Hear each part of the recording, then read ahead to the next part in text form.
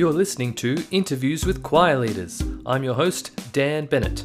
In each episode, I talk to a choir leader about how they got started, what their choir is like, the methods they use to lead their choir to success, and other choir-related topics of interest. If you're enjoying the podcast, you can support the show by helping it grow. Subscribe and follow the podcast, or better still, share an episode with a friend. You can also support the show directly with money. If you become a Patreon supporter, you can send us a little bit of money each time a new episode comes out. Every little bit helps us to keep on bringing you fascinating conversations with great choir leaders. Check out the link in the description. Now let's get started.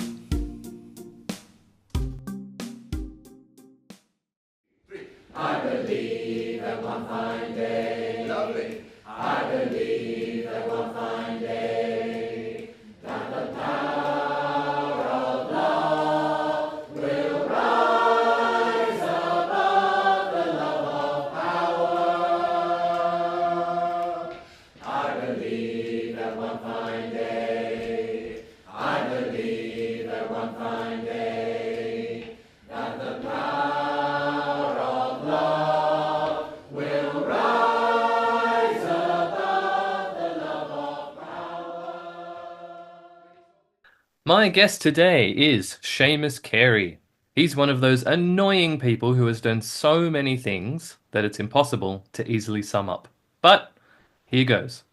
Seamas is, among many other things, a musician, a composer, an arranger, a singer, a podcaster, a director, a conductor, a filmmaker, a multi-instrumentalist, a piano tuner, a documentarian. In other words, he's kept himself busy. Welcome to the show, Seamas Carey. Thank you very much. What a lovely intro. I forgot I did all those things. So Seamas, you and I recently connected in Canberra, which is my hometown. Actually, not my hometown, but the city where I live now. Yeah. And you were running a singing workshop at Smith's Alternative, which is a local live music venue / cafe / haunt of artistic types. You and I have a mutual friend in Ewan Laurie, who is an alumnus of this podcast. And you have sung with Ewan in the Spooky Men's Chorale, and I see you're wearing a Spooky Men's shirt today, which is very cool. I am, yeah. Very appropriate. So when I attended your workshop, I noticed that you put everyone at ease so well. You told us what the plan was, then we go straight into seeing lots of fun stuff. You also mentioned that you are from Cornwall, so you're a Cornish man, and I'd like you to tell us what it's like in Cornwall and tell us a little bit about your relationship with the place. Yeah, sure. So with every workshop I've done in Australia, at the beginning, I tell people that I'm from Cornwall, and I ask the question, who knows about it, or who's been there, or who's got ancestry from there. And I've been amazed for such a small place that people at the other side of the world know about it. Some people have been there and some people are from there, which is quite incredible. I'm surprised every time. But basically it's some people call it a county, as you know, the UK is broken up into counties, a bit like the States here in Australia, and it's the very last one at the bottom of the country. So if you imagine the UK like a big boot and we're like the toe at the very end, and right down the southwest of the UK, it's a much kind of long, misunderstood, often neglected, separate Celtic nation. We once had our own language. We still do, but it was, once upon a time where we spoke our own language, and then it kind of died out after King Henry VIII being a bit of a bad boy. And there's a real strong sense of identity there with an accent and dialect and traditional folk music, which has got a lot of links with Brittany, which is the very northwestern tip of France. The landscape even looks really similar, but also the language, the accents, the music, and loads of ancient traditions as well. So I grew up amongst that, and it's a very rural place. It's predominantly a lot of it is coastal line, so there's a lot of fishing, a lot of sea shanties. There's mining. Well, there was mining.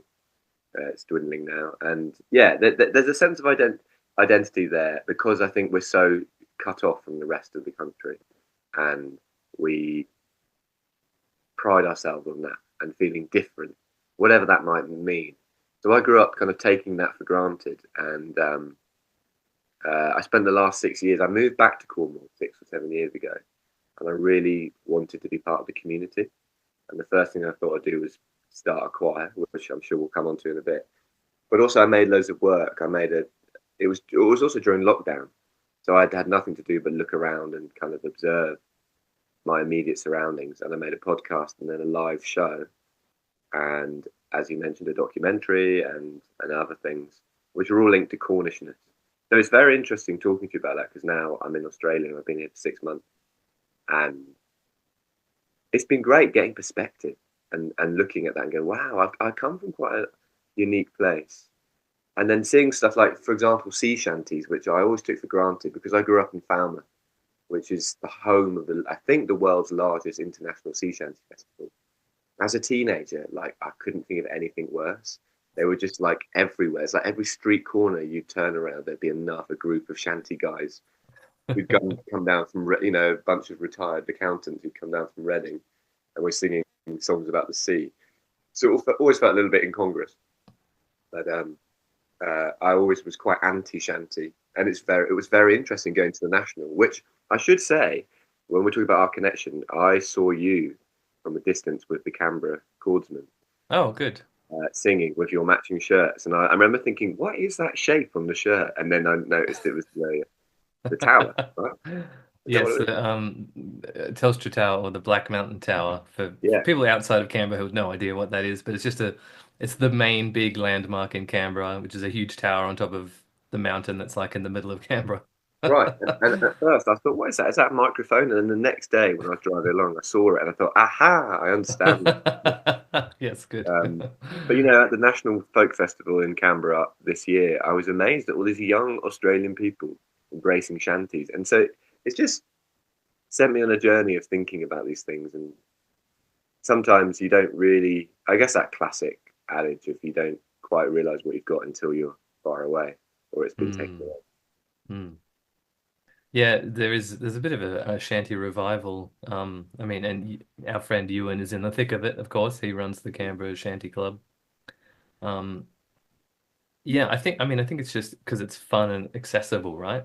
And for a lot of people whose singing has, for one reason or another, not been a part of their lives or has drifted out of their lives, sea shanty singing is a really fun and simple way to bring it crashing back into your life, which is great. Yeah, I totally agree. And I'm sort of annoyed at myself that I was so down on it because I'm so for music that is accessible and people can jump in and get involved with. And I don't know why I was so mean about shanties for so long. I think it was just overexposure. It's like if you play the same CD over and over again, you're going to end up hating it, And that was slightly the case growing up in Falmouth. Totally. So tell us about the musical landscape of Cornwall and why you felt you needed to start a new group. Okay. Yeah. So like I said, I moved back about 7 years ago, and Cornwall has a very rich tradition of singing. And it's similar, I think, with a lot of people, they think about Wales as the land of song. And Cornwall is kind of similar in that respect. Particularly because of its mining and fishing heritage.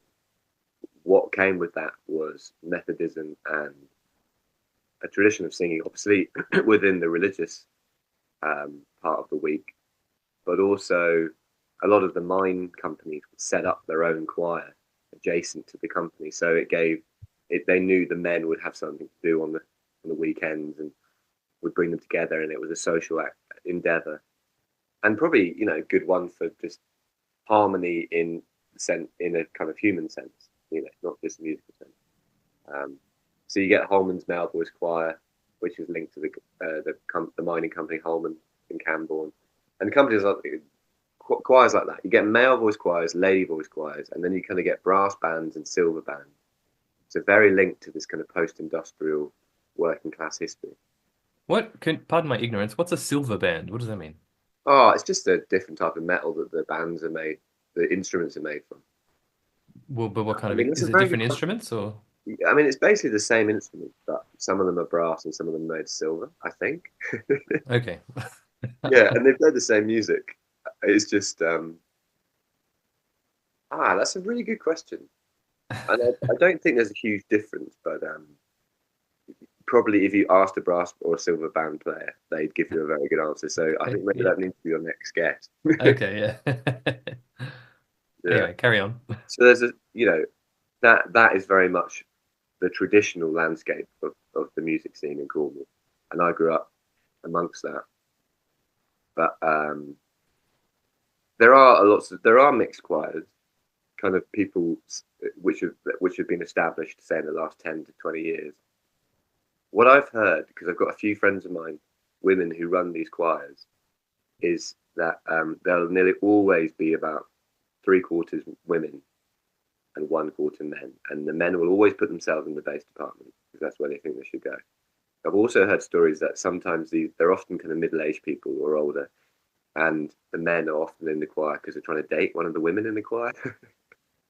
And it's like sort of, well, fair enough. It's like if you're trying to get back out there, it's a great way to meet people, I'm sure. So There are worse ways to meet other people, so I yeah, I totally agree.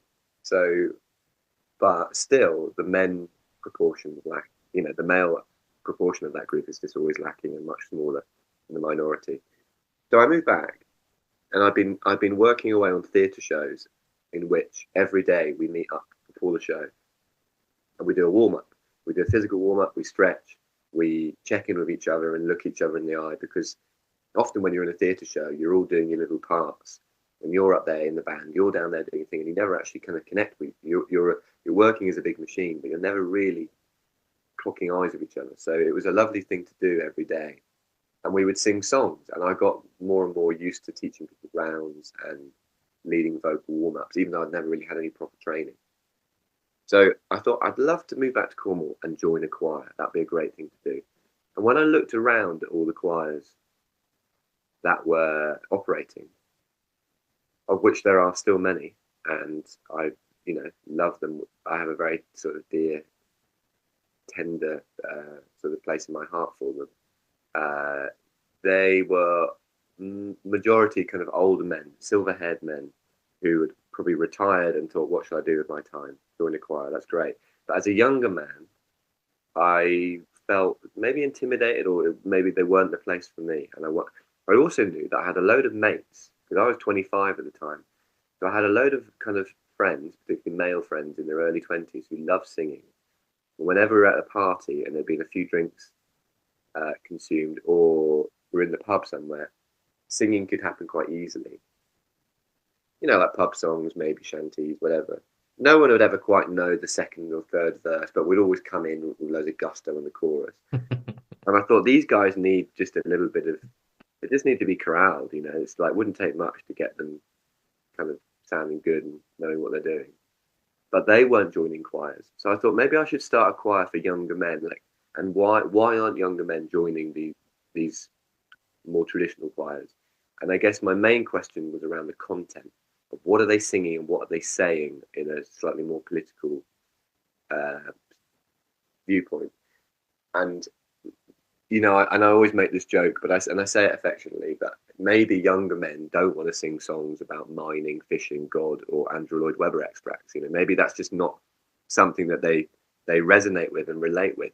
So I wondered about setting up a more informal choir where, my style is quite informal anyway, and the post, I made a handmade poster, so that kind of set the tone, black and white handmade poster with my handwriting saying, blokes, do you like singing? Are you bored of hanging out in the pub or at sports events? Why not join Cornwall's all-inclusive cross-generational male voice choir, And I just saw it as a big artistic experiment, really. Put a poster up and see if anybody turns up. And if they don't, it doesn't really matter. It's not the end of the world. We'll move on.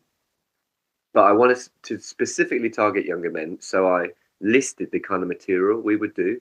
And I said, featuring music by Tom Waits, Talking Heads, Björk, Ivor Cutler, maybe a Cornish song or a shanty or two, and in brackets, maybe. And yeah, I guess that was helpful in deciding which kind of bloke was going to turn up. And then 40 blokes turned up. And that's the kind of, that's the beginning of that's the end of the origin story. Wow. That's awesome. And you covered a couple of the other questions I was about to ask, like how did you advertise and what kind of material did the group sing? I love the idea of the handwritten poster. I think that it stands out as opposed to like a traditional printed poster. You see something that's written in hand. It's almost like like when people would stick up signs that say, "Do you want to be in my band?" And there's like a little bit where you tear off, take the number. Yeah, I love Looking that. for a drummer. But you're so right. They're always a way more intriguing poster than you want to read, I think. Mm. The following is a recording of Seamas's group Men Are Singing. And what are they singing? They're singing Einstein's Idea. Come, let's be gentle, be soft in my arms. There's moonstorms been brewing and braying in the barns. Your mother is sleeping, I'll play my guitar. The twilight is keeping us close to the stars. Here's where the stories live, here with the peace. Oh, the kindly old night, wrapped warm in her fleece. Oh, dream up a hot day, oh, dream and be full of Orion, his bow, the plough and the bull. Oh, my darling, oh, my darling, oh, my darling, oh, my darling, oh, my darling, oh, my darling. I'd like to know a little bit more about the music choices. So say again, what you were avoiding, the types of music you were avoiding, and then what you were leaning towards instead. So I guess I was just avoiding the kind of material that the trad choirs would sing. There's also for me, I guess, because I'm an artist and a performer, and so when I really work off visuals, and I watch a lot of movies, and I find kind of visually how things look and how a group presents itself. I find that really fascinating. I've always found when you're in a band, the problem of having to have a band photo. I find that such an interesting thing because it's the same image over and over again. Like for example, I was looking at a festival lineup on their website, on the festival website yesterday, and so you get all the artists who are playing, and every photo, in theory, is the same image over and over again. It's just you just want to see the face of the person, right? And it's so interesting what different positions or clothing or lighting that people can put themselves in, even though the parameters are pretty small. And I feel the same way with choirs, that there was definitely a thing with these male voice choirs where they would kind of stand in these perfect rows and all kind of hold their hands like this, and they'd wear their blazers and their shiny shoes.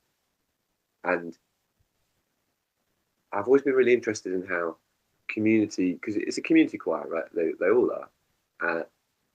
But it's and I get this with amateur dramatics sometimes, where for me, it doesn't work when they're pretending to be more professional than they are. Because it just doesn't, I don't buy it. I'd love them to just be really honest about who they are and wear their normal clothes. But obviously, it's probably a bit more pleasing on the eye if everybody wears a matching color or something. But with a lot of these male voice choirs, they take themselves really seriously, and there's a kind of and they stand there, and there's no joke. They're quite serious blokes, and there's no jokes, and the whole thing feels a bit, for me personally, a bit stuffy and stale. And I guess I was really interested in, because as you mentioned, right, I meander between different skills and different kind of artistic outlets. And the reason I do that is because, firstly, I get bored quite easily, and I just want to try my hand at something else because I've sort of exhausted my skills in a certain area. But also, it's about which medium suits the topic best. So when I was making a project about Cornishness, I thought, this would be interesting to hear voices. Let's make a podcast because that's the best medium to explore this topic. Mm. And when it got to men and singing, I thought, well, obviously the best medium is a male voice choir, but the great if we don't have to go down the serious route, and I want to shake it up and kind of subvert it, I guess. Yeah, I think that answers your question. Yeah, to some degree, yes. Mhm. Um, I like that. I think that's always healthy when people bring their outside influences into their choir. So, because every choir leader, particularly it seems to be community choir leaders who didn't set out to be a community choir leader, but it happened. They were in the right place at the right time, or possibly a community choir was looking for a new conductor and they're like, you're musical, help us out. And then, you get people who maybe were brass band was their thing, but now they're running a community choir. And so they bring a brass band sensibility into their choir leading.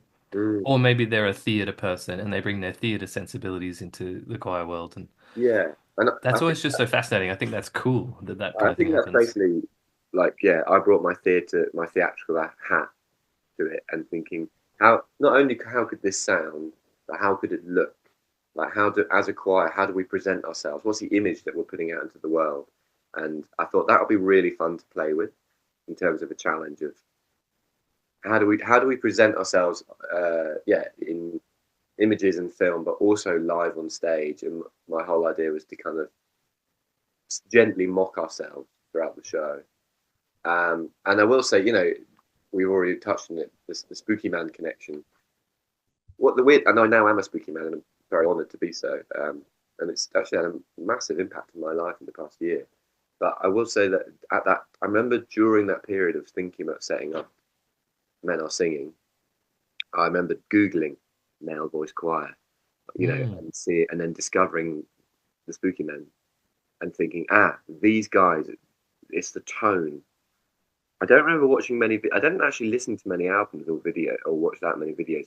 But I remember the tone of the fact that they're quite good and they can flip from being really beautiful and moving and it's very like, it's really heartfelt and real, to them being very silly, and it's like there's a very nice tone of humour with the speaking of, I think, which I guess coming from a theatrical point, I thought, that's genius, that's really good, because that's the best drama, right? Is when you're crying one moment and then laughing the next, and Mm.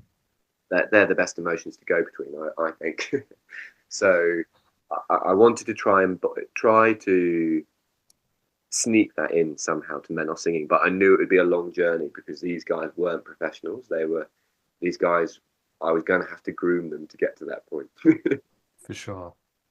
Yeah, I'm glad you brought up the Spooky Men and their, I guess, sort of theatrical elements. And I talked with Stephen Taberner, the leader of the Spooky Men, recently about this, and we talked a lot about like their different modes or different pillars where they've got um what is it? Magnificent, tender, foolish. So magnificent being like their Georgian songs that are like loud and sort of powerful male voice sound. Magnificent tender is the unexpected love songs like Sweetest Kick in the Heart or Crossing the Bar or those ones that make you go oh. And then there's the foolish songs, which a lot of people remember the Spooky Men by. So they're ones where they're mocking themselves. But yeah, I agree. Like the swinging between the humorous, like the silly, the foolish, and the like heartbreakingly sad, make you want to cry. It's powerful. Like it's a really potent cocktail of things to encapsulate in one performance to swing between those things. It's amazing. Um, I wanted to give the listeners an example of one particular performance that I watched a video of yours. which was Peaches. So I came across this because one of my choirs, Mixtape Chorus, we did the song Peaches by the Presidents of the United States of America recently. And as I usually do, I will Google the song and put choir after it to see if any other choirs have done this song before and if there's anything useful that I can steal when I'm doing my arrangement. And so I came across, I think yours was the only choir that I found online that was Yeah. doing this song. So you Excellent. got that. You were first there. That's awesome. Um, and it was I came crashing into the world of men are singing this way. And the video is amazing. It's like controlled chaos. Like just jumping into this. Am I watching a theater show? Am I watching a choir performance? Am I watching like a festival with people throwing beach balls around? I'm not sure. It's all of these things at once. Um, so tell me about like I'm interested to know what maybe why you picked that song, why you thought that would sort of be a good fit for Men Are Singing, and also sort of how you envision that performance, like how you got to that end product. Oh yeah. Well, I guess you know from what we were saying about the pillars of when you're looking at a set list of songs, particularly for a festival, you want it to have a journey, right? You want it to start. Well, there's different ways to start. You can start soft and intriguing, and you lure people in, and they go, "What is this?" And you go, "Bam!" and you hit them with something, and you let them know, and then you take them on the journey. Or you could come in with high energy, and then take it down. And so I knew that we were heading to Port Eliot Festival, which is sadly no more, but it was such a great festival and a very beautiful site in North Cornwall, kind of near the Tamar River, which is the boundary, the border with Devon. And it felt very exciting. It was the biggest gig we'd kind of done yet, and we had one in the morning in the church and one in the evening, which we knew was going to get rowdy. And I thought we need like a big song to go out on. I want the audience to go wild and do all the clapping. And there's something I've discovered with Men Are Singing, which still baffles me and kind of confuses me, and I still think about to this day, which is the effect that a group of non-professional bloke singers could have on an audience. And I guess my whole thing was almost like breaking the men down to then build everyone back up again. And like, so we would come on wearing our clothes that we normally wear, and we're a scruffy bunch of guys, because a lot of them work outside or are boat builders or gardeners, whatever, tree surgeons. So you got these guys with big beards, and I'd often ask them to wear a colour, maybe, or we had our patches that were like little Boy Scout patches that Men Are Singing. But we'd stumble on and be vulnerable and kind of be honest about it. And we're not trying to be something we're not. We're just trying to be ourselves as kind of honestly as we can. And that could involve getting teary on stage, or it could be laughing a lot. So I was always amazed that the audience would follow that. They would react so well to it. And so then it was like, well, we've got to take them on this journey. Let's build them up. Let's take them down. Let's make them cry. And I thought, yeah, let's end on Peaches, which is just a banger of a song. And it's really silly. And then as you will have sort of seen in the video, there's just a bit where it builds and builds and everyone's clapping and clapping. And I thought, well, this is the moment. Because a lot of the work I make, my solo work, is interactive. And I guess the funny, just to specify on that, I'd like to be really clear, I guess I do use audience participation, but it's not the kind that you might see at like a fringe festival where someone comes out from the stage and asks if you'll join them on, they pluck someone from the audience and then they humiliate them and get them to do really stupid things. And the joke is at the expense of the volunteer. I hate that. And in fact, I always sit at the back of the audience pretty much for any show ever, in case it might happen. The audience engagement in my work, I guess, is about getting the collective, the group of people to do something together, and no one's going to feel embarrassed or made to look like an idiot.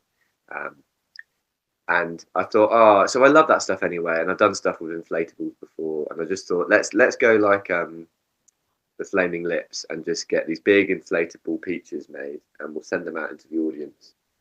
in the mosh pit moment, because that's the last thing you'd expect of a choir, right? But it was, I guess we should mention that we have a drum kit with the choir, which really helped with those, particularly with those songs when you want everybody clapping and going wild. The drum kit does give you that extra boost. But it would happen. It would just go wild. I should, if you don't mind, I should tell you the story, which is, so I wanted to make these peaches, and I went online, and you can get almost any other type of inflatable fruit, but not peaches. You can get oranges, tomatoes, lemons, melons, kiwis, whatever. So I realised I had to make my own. So I got some advice from a maker friend of mine who makes props, and she said, buy some inflatable balls, like really big ones, and then cover them in a thin layer of muslin, you know, like really thin material, and then like paint it with latex and mix the paint in with the latex, so it will give it a rubbery finish, and then it won't crack. Because if you spray onto plastic, it will just crack off. So I spent like at least 2 days in my garden that summer making these peaches, and I quite like a bit of arts and crafts now and again. When they were finished, they were really heavy, and like, so we had to have peach wranglers that they would go out and not spend too long. It was bad if they came at you from behind, because obviously they go out to the audience and you just don't know where they're going to go. They just get bounced around. But we realised they were quite heavy, and we had to stop using those ones and get lighter ones made in the end, because we gave a lady whiplash. Oh no! And we only found out like 2 days after a gig. It wasn't that specific one we're talking about, but Yeah. Someone sent me a message saying, just so you know, an older lady did get mild whiplash from your peaches, and we thought, we can't do this anymore. Like, we haven't got public liability. This is just a big problem waiting to happen. Yeah. Okay, good call. But I love that. I will just say on that, when we did our farewell tour last year, 2024, by that point we had the new peaches made, which were big and light and much more agreeable. The audience had they just come expected to, like they would be annoyed if they went home and the peaches hadn't come out. But we'd get to some venues, like we went to a couple of churches on that tour, and every time we'd look around before and we go, is this a good idea? You know, getting the peaches out. Like there's some pretty ornamental candles over there, and some spiky relics, you know, like we could pop them. But the audience they were hungry for the peaches. Maybe you could give out actual peaches to sate their need for peaches. I don't know. That's an idea. I love that. The following is a recording of a round that Seamas wrote called Naked in the Garden. You can find it on YouTube, and it's a good one to teach to your choirs.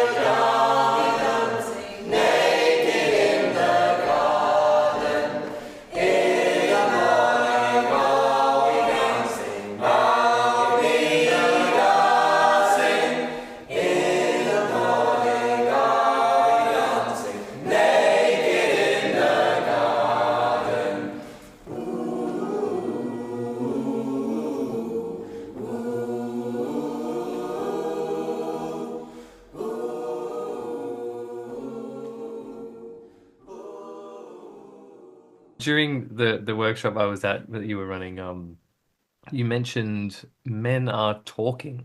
Can you explain what that is? Yeah, so Men Are Singing lasted 6 years, and you know, as I've explained, it was a kind of experiment, and I didn't really know what was going to happen, and I thought, you know what, this will be 6 months. I'm back in Cornwall for the winter, but I'll probably be off by the summer. And then I started this choir, and then of course, all these people make friends, and all these people enjoy it and get something from it, and it becomes a valued part of their week, and suddenly they're having mental health benefits. And like, I was like, what the hell? This wasn't part of the plan. This was just me selfishly experimenting, you know, as an artist and as a choir arranger. And I thought, oh no, well, but no, it wasn't quite like that, because I always had an ambition. Like, I wanted us to do gigs and do shows like the one I just mentioned. And so there was always a plan. I managed to get some funding quite early on to make some music videos, because I thought, well, that's good. Let's make videos, because that will get us to people quicker than us having to traipse around doing gigs all the time. So that helped, and we started putting ourselves out there, I guess. And then it grew and grew and grew. And of course, COVID happened in the middle. There was that kind of blank patch that no one likes to remember or talk about, where nothing really happened. But when we came back after COVID, it made me particularly, maybe I'd grown up a bit, maybe I understood mental health more. It made me realize how beneficial it was, and how being in the room, how emotionally kind of beneficial it was, particularly when we first re-met. It was quite a momentous moment, you know, and the feeling of being in a room, and the warmth, even just the warmth that bodies can make, particularly a big group of men, you know, and the effects it has on the community. So then I wanted to start exploring the idea of making some kind of other show, a kind of sister project, which never really happened. But during that process, I asked a guy called Phil, who's in the choir, and he's also a mental health nurse, and he's got experience in leading group talking sessions, particularly with men.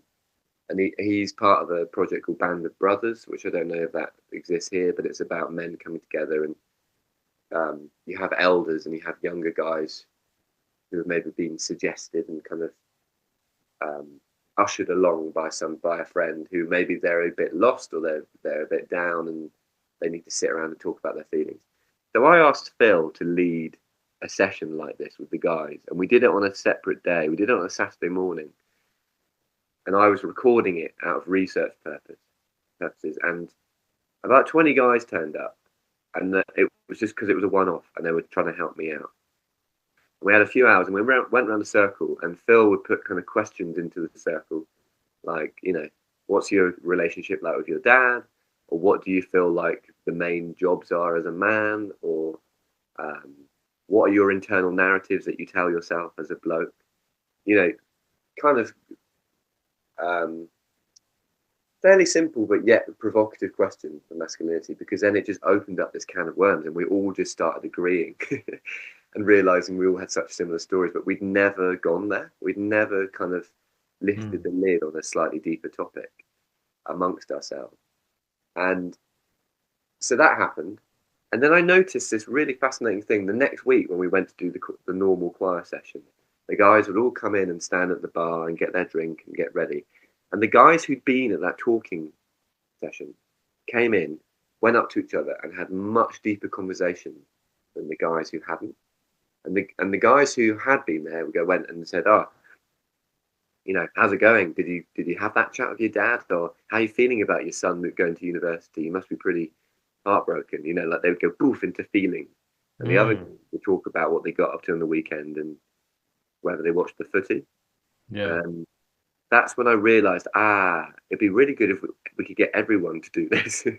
Because I think it would act as just a really interesting social glue. So then we started doing it once a month. We would do it at the end of a choir session. It was open to anybody. Not everybody would stay. Half the group would stay, half of them would go. I'm pretty sure at least everyone stayed once. And Phil would lead it. It was a bit quicker. We did it over about 40 minutes. And yeah, men were talking. And there'd be a different question every week. And it was amazing. I think at that point, it really went up a level in terms of the sense of community and the group think and the sense of identity went woof.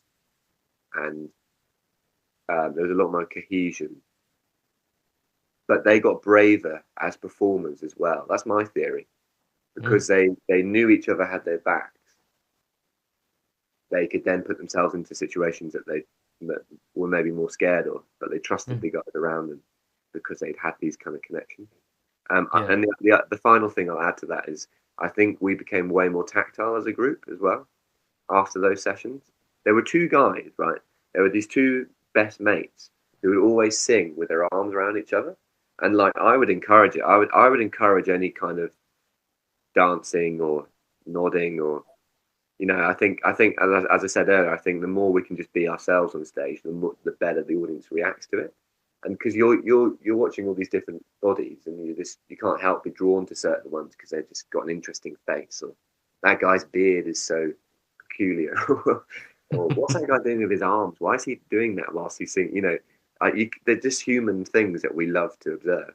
And there's these two guys that sing with their arms around each other, and they're always just hugging. It's so sweet. And then it started to spread like a sort of contagious disease. And before you know it, by the end, but when we got to the very end, final performance of Men Are Singing, everybody was so much more tactile and hands-on with each other. And it ended with all of us kind of in a rugby scrum with our arms around each other. And then and I do think that was partly because of Stu and Mark, the two instigators, but also because of the talking sessions. Wow. Well, a couple of things there. Firstly, awesome that your mate Phil had the knowledge and expertise to run a session like that. That's amazing. And also, I love the idea that because they had the men had the opportunity to talk and open up and be a little bit vulnerable, and then not be ridiculed, but be supported and embraced, translated into confidence in other areas, like when they sing with the choir. That's so cool. Yeah. That's really lovely. I think that's something that a lot of probably especially men's choirs, could probably benefit from doing something like that. Because Totally. they've got someone in their ranks who can, competently lead a session like that. I know that that's a very important skill in of itself, leading discussions like that. Yeah, and I think that speaks wonders of, speaks to the power of the fact that you've got a group of guys and they've all got different individual skills. And like you say, we were very lucky and blessed that Phil could do that. But I feel like there might have been another, if not two other guys that had similar experiences, in their careers, and so could have also done it. And that's I started to realise that it wasn't just me running this choir. There are all these guys that have got different skills, and it turns out that we've got about 5 graphic designers. So then our Nice. graphic design, we had this kind of squadron of graphic designers. We had tech people, that's a really cool thing. But also it's really interesting about people know what a choir is. It's funny actually, because I'm making a new workshop at the moment in collective joy, and I've been experimenting with it here. And I've been wondering about what to call it, because if you call something collective joy workshop, probably myself included, there's a lot of people that be like, oh, what the hell is that? That sounds a bit weird and hippy dippy. I'm not going to go to that, But funnily enough, I was talking to Stephen Taverner about this yesterday. He said, if you said, I'm running a collective joy, harmony, love workshop, people were like, oh, that sounds terrible. But if you call it a singing workshop or a choir workshop, people are like, oh, they know what that is. It's understandable. Yeah. They go along, and then they do collective joy, singing, love, harmony. You're tricking them into it because it's just got a different name. Yeah. And I think when those guys joined the choir, I mean, like I said, I was definitely making it up as I went along and discovering things, and I never thought we'd become a talking group. But I think a lot of those guys, and it goes back to that Spooky Men song, "We Are Not a Men's Group," where it's kind of, because there's kind of an uncoolness, or there's a bit of a joke. It's like, and it's an easy joke to make. It's a bit like making jokes about vegetarians or vegans. It's lame. It's just a boring, lame target. But there's something about men's group and all expressing their feelings that people kind of maybe slightly ridicule, or kind of, some people, not everybody. Mm-hmm. So I think a lot of those guys, like I probably would have never gone to a men's talking circle had it not been for the choir that I accidentally started.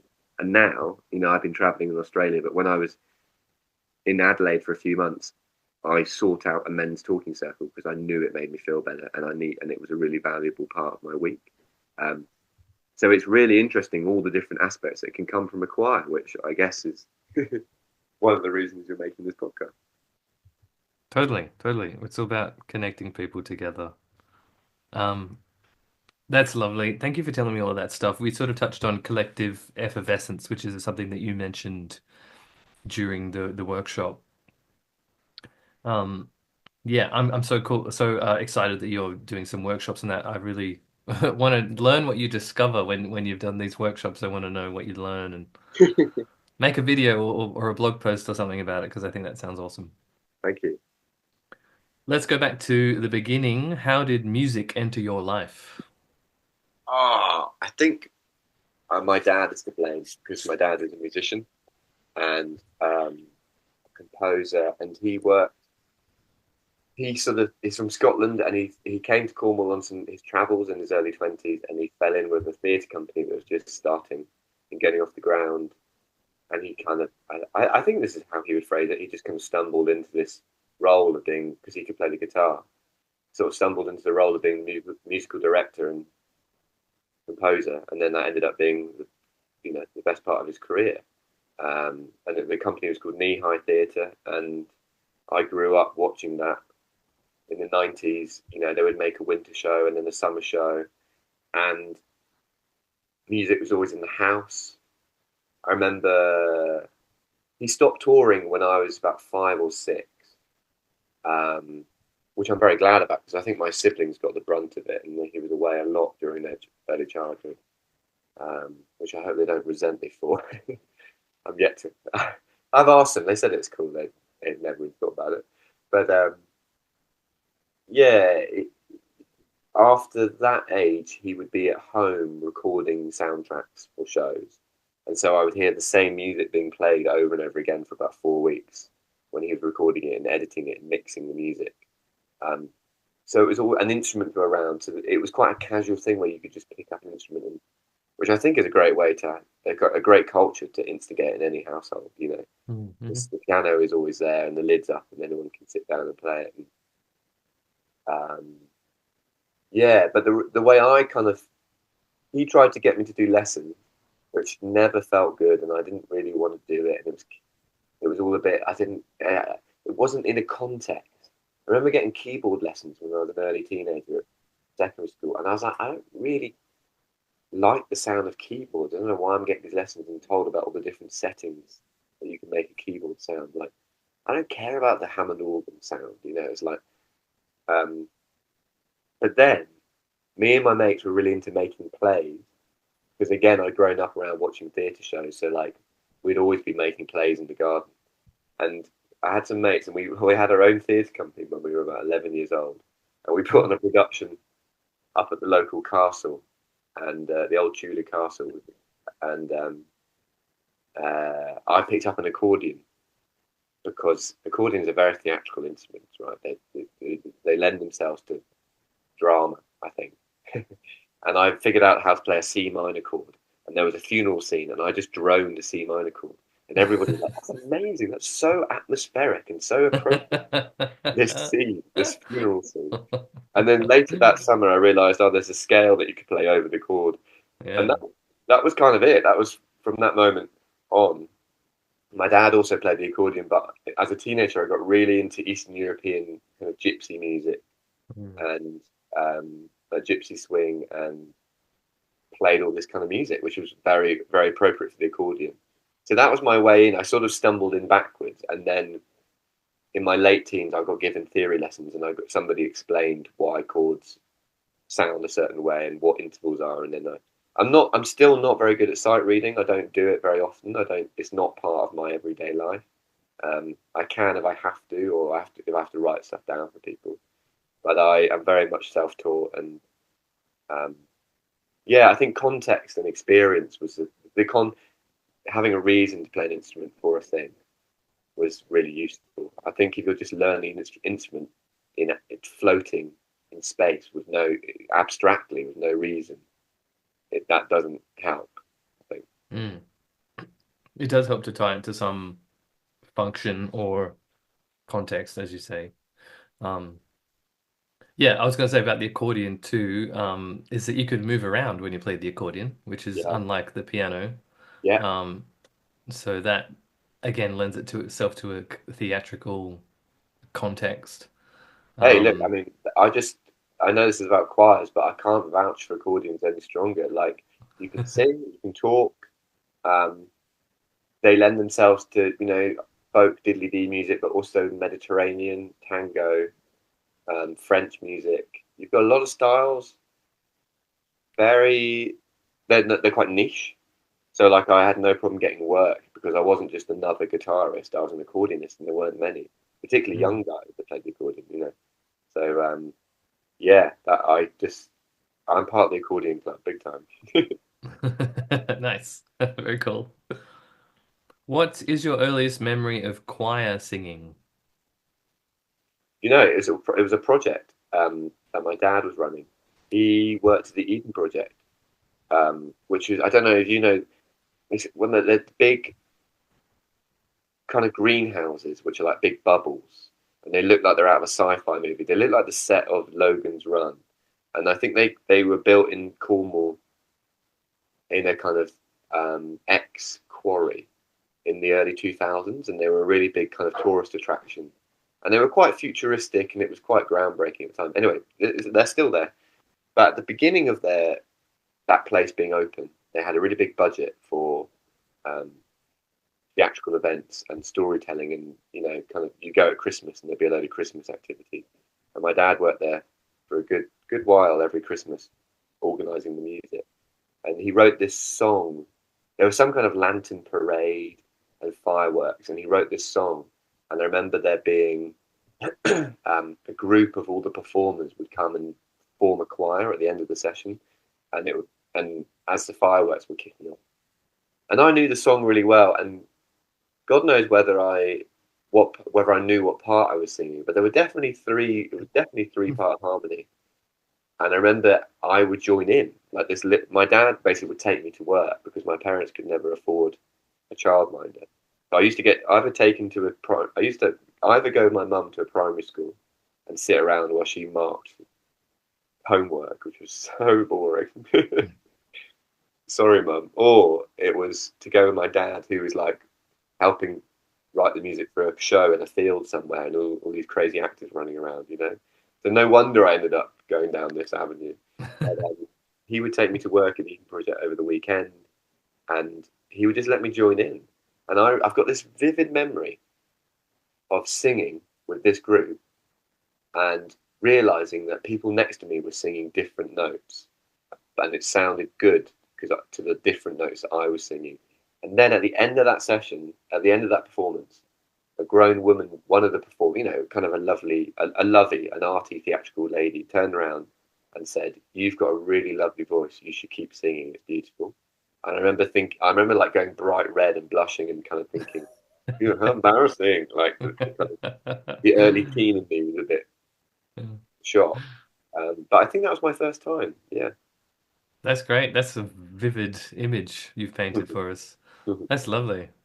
Those first few words of encouragement are really great, aren't they? I can remember like moments like that where someone's like, "You've got a lovely voice." I'm like, "Oh." Yeah. Oh, they're so valuable. Those things are so memorable. Mm. Hmm. Worth saying things like that more, I think. Yeah, absolutely, absolutely. During the workshop that I was at, that you were leading, we did tons of great warm-up exercises, and I'm glad I recorded the workshop because I've been stealing them and using with my Good, own choirs. good. Can you tell us what's your favorite warm-up exercise? Or if you can't name a single favorite, maybe one that you just really like at the moment. Hands down. There are a few, but my favourite is stroke the puppy. Just because I say stroke the puppy, and the people who haven't done it, there's a giggle. There's a kind of awkward giggle because of maybe it sounds like innuendo. But obviously, you just pretend you've got a puppy in your hand and you make a stupid noise like me me me me me, and then you throw it down the well, and everyone looks a bit shocked, like what? Particularly, I've done two workshops in the last month where people have brought dogs in, so that always adds a bit of hilarity because I apologise to the dog, and then you throw the puppy down the well, which is a boo, and then it hits a trampoline and comes back, boo, and then you catch it and go whoo, and definitely with Men Are Singing, it almost became like a ritualistic act. It wouldn't feel right if we hadn't done stroke the puppy in the warm up before going on. Like, it's like this, yeah, this weird sort of ceremonial act that we have to do. Yeah, I love that. Yeah, I remember that one now. I also, do you know what's funny is it's been really enjoyable over the past month doing lots of workshops back to back in Australia, but in different places. So I've got a different crowd every day, and I'm trying to change it up. I'm trying to change the order up of my workshops because I do get a bit bored of, you just do the same thing too many times.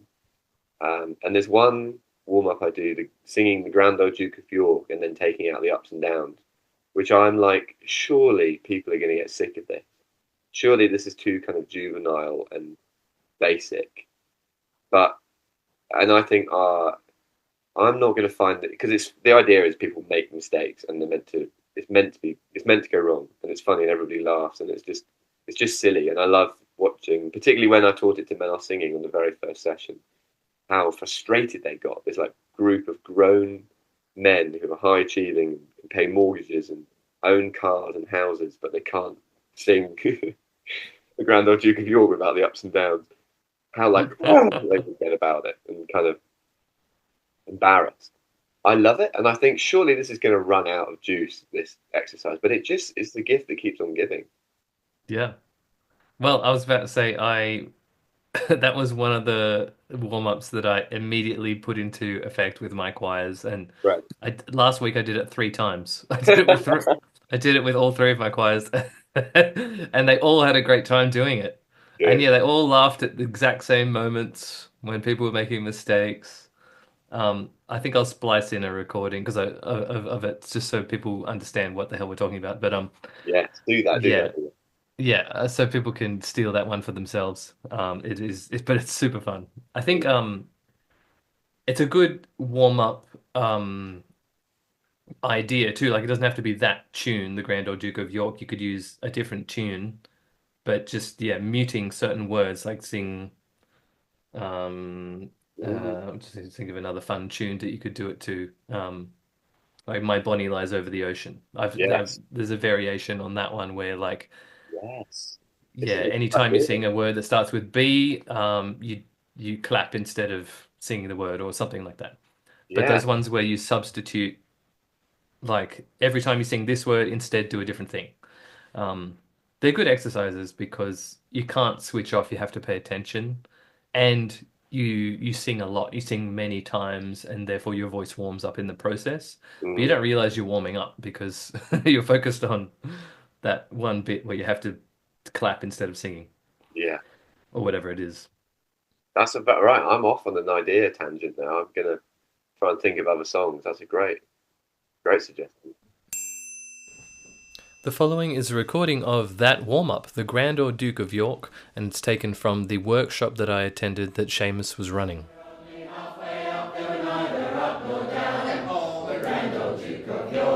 He had 10,000 men. He marched them up to the top of the hill, and he marched them down again.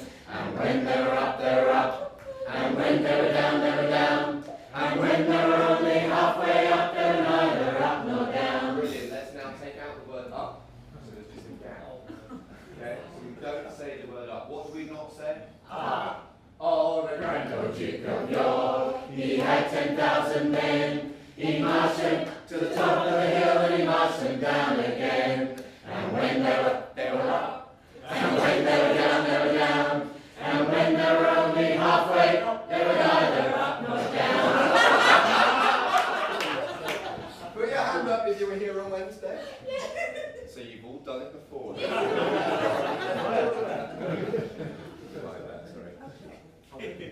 Okay, let's try that again. A little bit quicker. 1, 2, 3. Oh, the Grand Old Duke of York, he had 10,000 men. He marched them up to the top of the hill, and he marched them down again. And when they were up, they were up. And when they were down, they were down. And when they were only halfway, they were neither up nor down. Very good, that's better. Let's now put ups back in, but take out downs. Okay? There's no downs. What are there none of? Down. Oh, the Grand Old Duke of York, he had 10,000 men. He marched them up to the top of the hill, and he marched them again. And when they were up, they were up. And when they were only halfway up, they were neither up nor.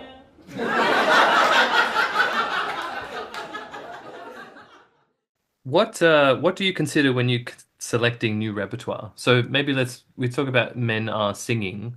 When you were like brainstorming songs that this group could do well or that you think would fit this group, what were you looking for? What is it about a song that you're like, ooh, this is a great song for my choir? Yeah, I think, well, with Men Are Singing, there was always an agenda of and a question for any of the material, which is why would this be interesting to be sung by a group of men? Or what would be interesting to be sung by a group of men? Because however you look at it, it is a political act. You're forming another group of men, right? It's like, do we need another one? There's so many groups of men with their own special space and like, you know, but my question to myself the whole time was, well, what do we do with this group of men? Like, how do we make a subtle difference or a loud difference in what we're doing in the world? Or like we're putting up, what are we going to put out? What kind of message are we putting out into the world? So, for example, I actually used to teach it as a round, but it's quite messy as a round, but it's funny. A song by Ivor Cutler, who's a Scottish kind of singer, songwriter, musician, poet guy who's kind of at large in the 70s and 80s. Brilliant guy. He wrote a song called Women of the World, and it's really simple. He just goes, Women of the world, take over. Because if you don't, the world will come to an end, and we haven't got long. And it just loops. So I turned that into a kind of marching anthem. And so when Men Are Singing would enter the stage, we'd come in. My dad would often play the bass drum at the front, and we'd march in two by two, singing that Women of the World. So we're making this thing of like we're acknowledging, I guess, in that point, but we're saying we're acknowledging we're a group of men and we support women, and we think you'd probably do a much better job at ruling the world if we hadn't mucked it up this much. We'd love it if you rise. One woman said, "I hate that song because it feels like you're pressuring us," and I was like, "Fair enough," but most women didn't seem to have that reaction. Yeah. And yeah, that was always a thing of like, why would it be interesting? So at the beginning, a lot of the songs were very simple because they were a group that had never sung before. So like just trying to get through a chorus and a verse and a chorus and a verse felt like this huge achievement, and we had baby steps at the beginning, and the music got more complex as I became more confident as an arranger, but also as they became more confident as singers. And I knew this new song's gonna have some more interesting, slightly challenging intervals and harmonies. But I think they're ready for it now, But there was always a remit in my mind that every song had to have something to do with being a bloke or being a person in the world. So I found quite a few songs. There's another Ivor Cutler song, which was great. It would go, the lyrics were everybody got a triangle of hair, but nobody talks about it. I'm a quiet little unassuming man, so neither do I. But I'm thinking about it all day long. And so that idea of, being a bloke, having thoughts, but never saying it. And then there was a great David Byrne song called Glad, where he's like admitting all the things he's glad about, but they're things that are actually his flaws. There's like, I'm glad when I'm late, I'm glad when I'm rude. It's just being honest. Like, I'm glad when I'm grumpy.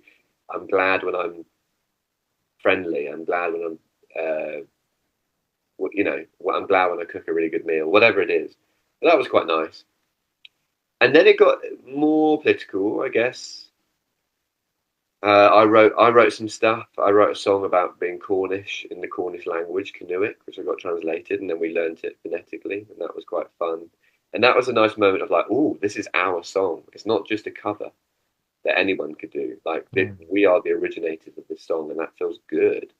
So with that in mind, I then started doing this technique where I would ask the men a question, and I would get them to write their answers anonymously on little bits of paper, right? So they'd all go off to the corners of the room. And the first one was, why did you come to choir? how do you feel when you're at choir, and what's it like when you leave? They gave me all their answers, and I took those bits of paper away. I jumbled them all up. Um, I then went on a retreat for a week when I was trying to write some stuff, and I got all these bits of paper out, and I selected my favourite ones. I edited them down because some of them didn't quite scan very well, and then I put them in a kind of just in order of like a poem on a Word document, and I just tried to arrange all these lyrics into really interesting, quite surprising harmonies. And then I wrote this. I wrote this quite wacky piece of music, which is using like verbatim things that the men have said, and it was called I Came to Choir. And there's lovely things. It's like I came to choir for a sense of community. I came to choir. Oh, I've forgotten now. Or like I first came because it's hard to make male friends as an adult. Or I came. So some of them are really funny. Like when Britain left Europe, I felt like I needed to join something, and that often gets a laugh. And then it would be like, yeah, I've been trying to find my voice since I was 11. When I first came, I was terrified. Like, so that some of them would be, it was like, oh, grown men being vulnerable. But what was great is that nobody knew who said what lyric. So there was a kind of safety in Wow.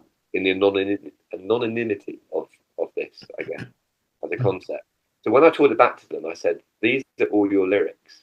And they started singing it, and you could feel this sense of pride. And it didn't matter that one, I'm sure some guys voted Brexit and some didn't, but they didn't mind singing the line about Brexit because they knew this was representative of a group, not just an individual. And then there was a even more noticeable difference when we performed the material in public.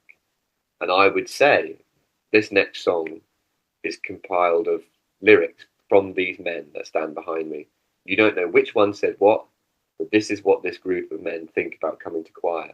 And then as soon as we sang it, the audience would engage in such a more attentive and alert way, because they were like, we're singing from our hearts to you guys. And the audience would just react in a much more heightened way, and kind of laugh and find it more emotional. And yeah, it was so noticeable, such a distinct shift between them being like, oh, here's a cover song about being a father, which again was lovely, but it's somebody else's song, that we're just borrowing. So towards the end of the choir, and when we knew it was coming to an end, and we kind of had this farewell stage show, I again asked them some questions like, what are the joys of, what brings you joy? What are the expectations of being a man? So it was kind of the stuff that we were digging into in the talking sessions, And then the final one was, how do you feel the choir is coming to an end? And of course, they all had different feelings. Like some guys were really philosophical and like, well, everything comes to an end, and I'm glad it didn't go on forever. And at least it's not like The Simpsons, which has gone on for way too long. And then some other guys were saying, I'm bereft, I'm heartbroken, I'm never going to find anything like this again. It's been the best thing in my life. And it was so lovely to, again, going back to that kind of tears and laughter thing, that material, because it was real substance from like subject matter from these blokes. The audience, yeah, felt way more feelings than I think. Than I was surprised, basically. I love that idea so much for so many reasons. Um, like the fact that there's an original song based on the literal words from the people in the choir, how special that makes it to the choir members. And then, as you said, like when you introduce that song to an audience, how much more engaged is the audience going to be knowing that, okay, these lyrics were written by the people in front of me. And I don't know which ones wrote which words, but that's a fun little guessing game as well. Cool. So I have some arranger composer friends, and I think this idea they will love it because I think what a great idea, what a gift to give to your choir and to your audiences. Mm. I love that so much. Thanks. Yeah, do it. Have it. It's released to the world now. Yeah, yeah. Uh, I love talking about like repertoire choices and how it's linked to a group's identity. Mm. I talked about this with Stephen Taberner quite a bit on the last episode, and because it fascinates me, and like there are so many choirs out there that sing great, they sing so well, um, but there's no kind of through line or theme to the songs that they sing. Mm. It's just like here's a song. I mean, it's a good song. Like it's maybe it's a classic choir arrangement or it's a great pop song or whatever it is, but it's just like when they do a performance, it's just 10 different songs that Yeah. like from all over the place. There's no particular rhyme or reason why they gathered these songs together. It's just like 10 good songs. And then you see a group that has such a strong identity. Like the Spooky Men is a great, as my sort of go-to example for this, where everything fits the Spooky Men. Like it's obviously very carefully curated what they sing. Yeah. Um, and as I mentioned before, they've kind of got those three buckets. They've got the magnificent, the foolish, and the tender, and together it creates this interesting identity for the choir. Um, and I know there's lots of other groups out there that are thinking about this, that are doing this. They, like uh, we sing songs. One of my favorite choirs is the Ambassadors of Harmony from the USA. They're a big barbershop group, and one of my favorite sets of theirs, which they did in the competition, is when they do a Charlie Chaplin themed performance. And the first one, I think it's just called the Chaplin Medley, and I think it's a bunch of songs. And it's all about making movies and being in the movies and how life is in black and white. And people should go watch this one on YouTube because they're all dressed up in like grayscale. So like they're wearing black and white and gray, so it looks like you're watching a black and white film. That's the first song, and then in the second song they sing "True Colors," the Cyndi Lauper song, with a couple of kind of lyrical changes that tie it into the sort of Charlie Chaplin theme. And then halfway, or maybe it's just in like the last quarter of the performance, everyone in the choir takes out like a little bit of color. So maybe they've got like a little scarf or a little pocket square or a tie or something that's a different color. And then when you see the whole choir, it's a rainbow from like left to right, Mm. where it was black and white before.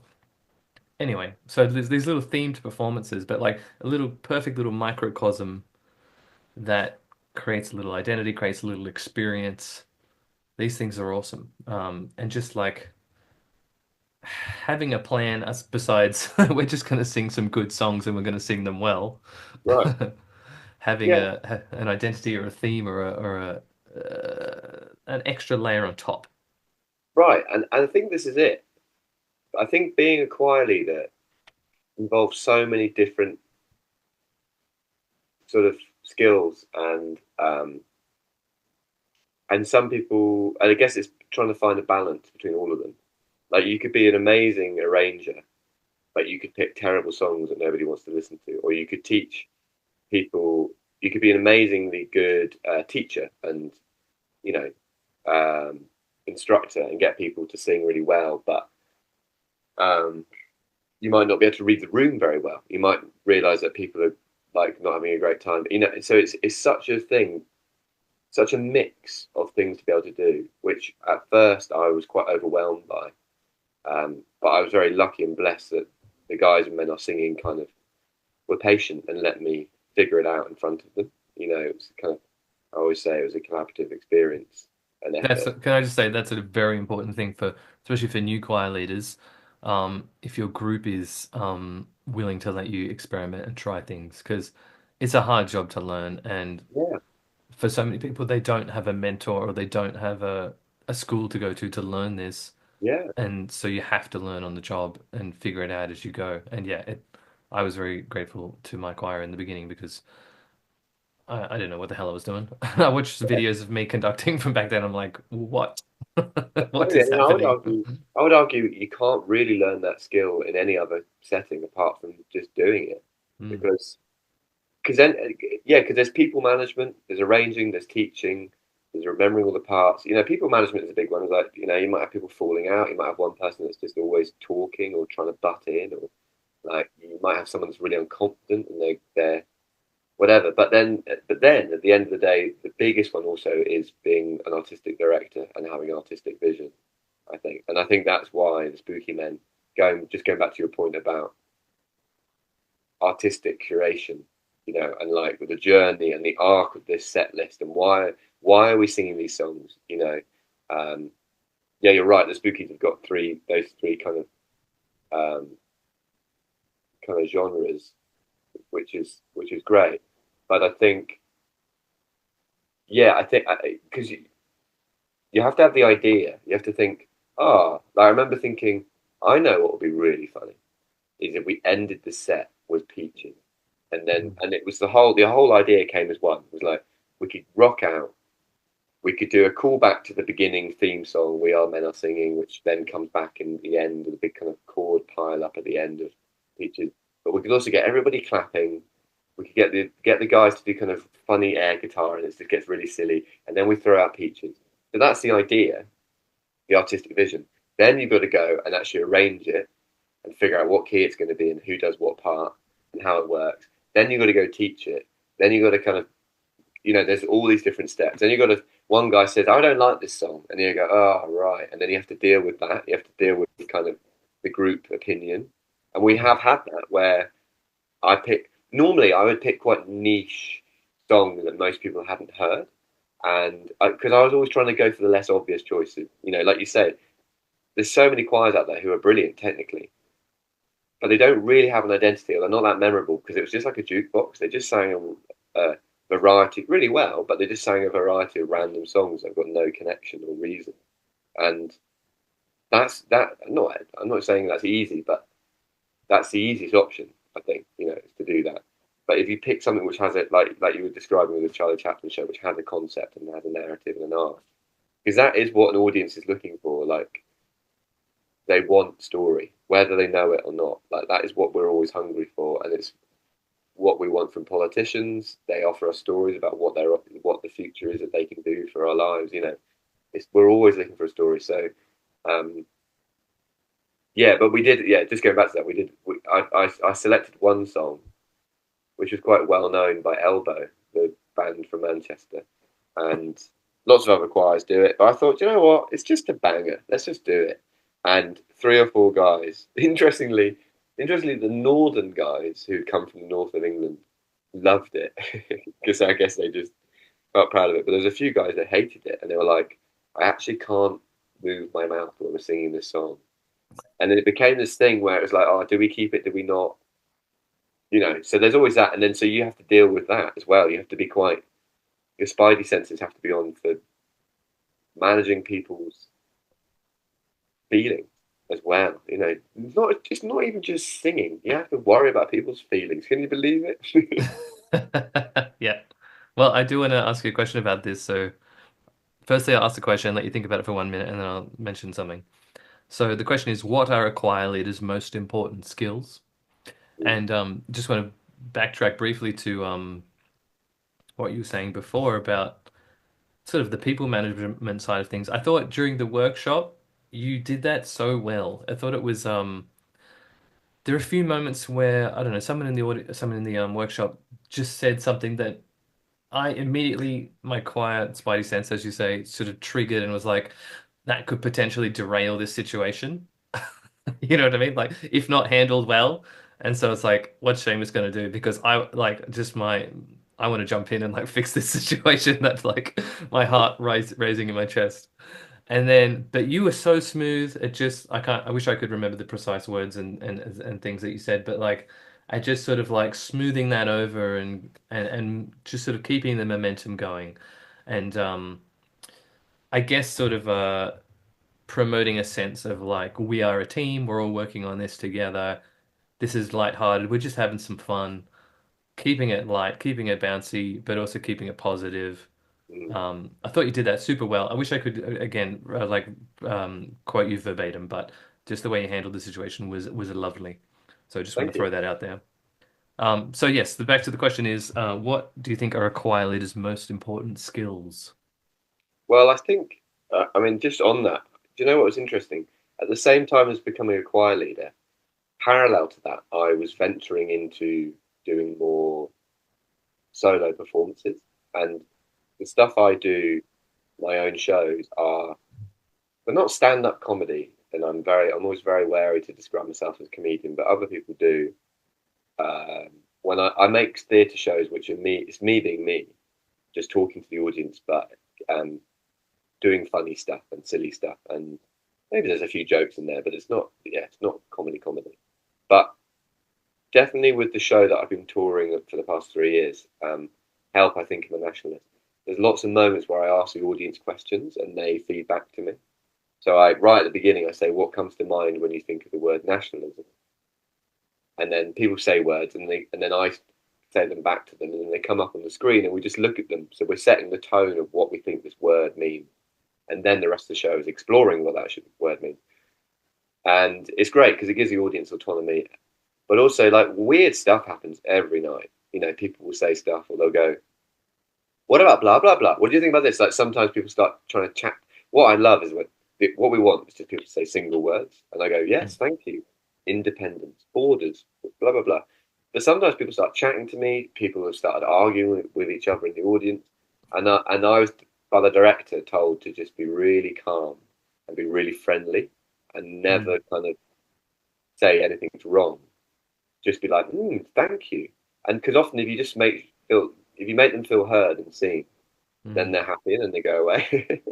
Well, they don't go away, but they pipe down. You know, they've said their thing, and then they don't have anything else to say. You know, or you kind of you respectfully close off the avenue. You just go, "Thank you," and I think that's been a really useful skill when dealing with choirs. And you know, I've had a few wacky customers who never a problem, but just whatever's going on in their life, or however they're kind of um, however their sort of setup is in their head, you know, whether they're neurodivergent or whatever, it's kind of, they'll just say stuff that's surprising, or they'll do. I had this one brilliant character in Men Are Singing who just was just a curveball guy, and he would just do stuff that we'd all be like, "Wow," like, because especially with the warm ups, I'd be like, "Hey, do this, surprise somebody," and he would like throw a beer mat at somebody's head, and everyone would be like, "What the hell just happened?" And I think if you just go "thank you" and move on, it's normally okay. So I think that is it. That is part of it. And so your question around, was it the most important skill? Yeah, what are a choir leader's most important skills? I tend to ask most of my guests this question, and it's amazing to me how infrequently people double up on their answers. Like almost Really, everybody says something different. Yeah, it's fascinating. It's a revealing question, I think. I think it's basically maintaining the hybrid of the skills. I think that is like, I think that's a skill unto itself. A meta Like skill. like we've touched on, you know, being a good arranger, having artistic vision, being a good people person, and keeping the energy up and not dropping the ball, knowing the material really well that you're teaching. That's really helpful, because if you have any doubt, people have come to be led. They just want someone really confidently to be like, "This is what to do." And if Yeah. you start going, "Oh, hang on a minute, is that the right key? Is that the right note? Whatever," then it's like, "Uh-oh, mutiny in the ranks." Anything can happen at that point. Mm. Um, and then there's how to teach music to people, make sure they've understood it, and how many times to repeat it without it getting boring, or they're getting kind of, you know, over explained, and you're treating them like babies, and sometimes giving them something that's too challenging and realizing they're actually struggling, and knowing that. I think being able to do all those things at the same time and juggling those skills is the skill of a choir leader, and I think that's the one that we all strive for. That you know, I make mistakes all the time, and I'm sure we all do. You know, it's kind of, does that is that an allow is that answer Yeah, I think so. Like allowed? it's I'll allow it. Yeah, so it's kind of like knowing what skills to deploy at what moment, isn't it? Yes. You know, this is where I've got my teacher hat on, and I just need to maybe give a good demo, let the singers repeat it 4 or 5 times. Okay, they've got it. Let's move on to the next bit. or it might be like John and Tracy are having a fight over here. I need to sort of be the mediator, or Yeah, I need to be yeah, the damage control. yeah. I mean, we had almost revolt with men not singing, which is probably Yeah. an interesting thing just to touch on about group identity. At the time, they were terrifying and very upsetting, and I've realised now have been some of the most constructive moments where like there'd be a rub between my artistic vision and what the group of non-professional male singers are willing to do. And they like the fact that I'm pushing them out their comfort zone and I'm suggesting and they like the fact that we're an alternative choir and we're doing unusual things that the audience remember and talk about. But now and again, I would suggest an idea that was too far, and it was pushing them, and they'd go whoa, whoa, whoa, whoa, and we had it a few times. Yeah, yeah. Sometimes it was like a song, and it was maybe the song was a bit political. I wrote around about the right to roam in the UK and how so much of the countryside is kind of being blocked up by rich landowners, and there used to be all these pathways which are getting lost. And so I wrote this, and there's a line about the Tories, and it says, "And the rich folk and Tories have robbed us our home," or something like that. And it's a protest song. And when I taught it to the men, they were like, "Yeah, we like this song." It was quite wordy, I think, and we struggled with that. But at one point, I said, "If anybody's got an issue with the politics, let me know if it makes them feel uncomfortable." And the next week, one guy put his hand up and said, "I agree with the politics of this song. I don't have an issue with it. But what I'm worried about is that we've always been a kind of apolitical choir, and anyone who comes to see us feels welcome. And if we sing a song that's too pointedly in one direction, we might make someone in the audience feel uncomfortable." And I said, "Well, that happens, but I don't want you guys to be worried about that. So we'll cut the song, you know." So there's been moments like that. There was one time where I tried to get them to wear costumes, and they really didn't like that because it was referencing an image that could be mistaken as something else. And I quite like the ambiguity, but they didn't. And that Fair was enough. also really constructive for me because I was like, well, uh, I can't make a group of 40 guys follow my idea. It's much easier if I do a solo show, which is a bit politically ambiguous and edgy. And that was kind of the beginning of me making work like that, which was cool. And then even right up to the last minute, I wrote this song that sounded like a sort of religious mantra about being a man. And I got a choreographer in, and we wanted to get them to do Tai Chi while singing. And it was just one step too far. And there was like there's some serious emails came in. So I were see. pushing Yeah. us. It was more about they just didn't have the capacity in their heads. They were kind of overwhelmed. But they also just thought they looked stupid, and they didn't want to look stupid in front of their wives. It's which a valid which concern. I get to a degree, but you know. Yeah, I've had a few experiences like that too, and I am also careful about what songs we choose to sing. For the majority, it's fairly apolitical stuff, but at least two of my choirs we do songs about land rights, and I don't know how across you are this as an Australian issue, but about the basically the white settlers of Australia stealing the land from the original Aboriginal owners of the land, and also the what was referred to as the stolen generation, so effectively genocide of the local people, of the indigenous people by the settlers. And so we do one called "From Little Things Big Things Grow," which is Paul Kelly's song, which is about land rights, and specifically about us. Vincent Lingiari, who was an Aboriginal spokesperson who led a protest, and which was successful after many years of securing land rights for his people. And also, there's another one we just recently started doing with Mixtape Chorus, which is "Solid Rock," which is a great rocky song by Goanna, but it too is about basically the same thing. So Aboriginal land rights and genocide. It's pretty full on. Um, so there's that. Aside from those ones, which I mean, I live in Canberra, which I think it's a pretty progressive place overall politically. Um, Aside from those ones, we're pretty apolitical in the choirs. We sing songs that I think fit the identity of the group, but is for the most part apolitical. I think it's a fine line to traverse. And how did those songs go down with the choir when you suggested them? Really well. In fact, for solid rock, that was not my suggestion, but I do love the song.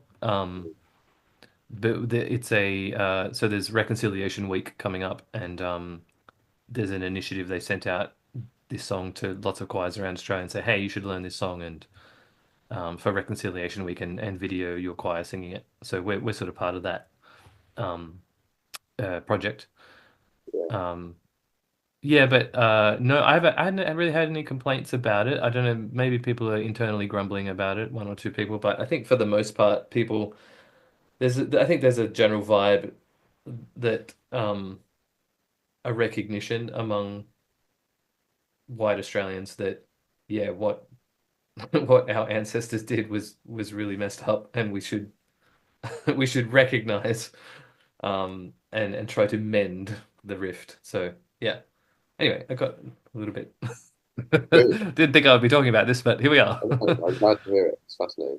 Yeah, well, I'm just because you're not an Australian raised person, so perhaps this is not that well known to you, but yeah, it is a thing that we think about a lot. Here's a recording of Men Are Singing, and this time they're singing I Came to Choir. I came to choir for a sense of community. I came to choir out of sheer curiosity. I first came to socialize. I came to challenge my inhibitions. When Britain left Europe, I felt like I needed to join something. I came because it's hard to make new male friends as an adult. I came to overcome my terror of singing. Most weeks I give myself a stern talking to make myself attend. I feel elated, I can be myself and not judged. I feel happy and alive, it's cheaper than therapy. It makes me feel positive about my masculinity. It's one of the best things in my life right now. I've been trying to let my voice out since I was 11. I've made great friends, just a smile and a nod says it all. I always go home buzzing, I feel a bit high, I always want more. It feels like cleaning my soul, cleaning my soul. It makes me feel proud to sing in this group. What aspect of choir leading most excites you?